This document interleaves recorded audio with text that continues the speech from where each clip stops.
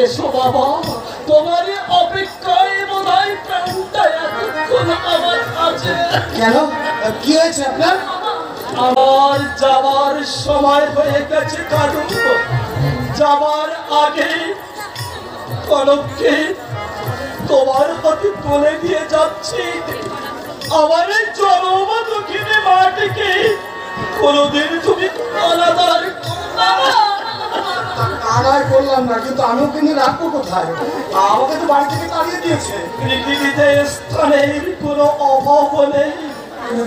আমি মরার পর কনককে বাড়িতে রেখো না।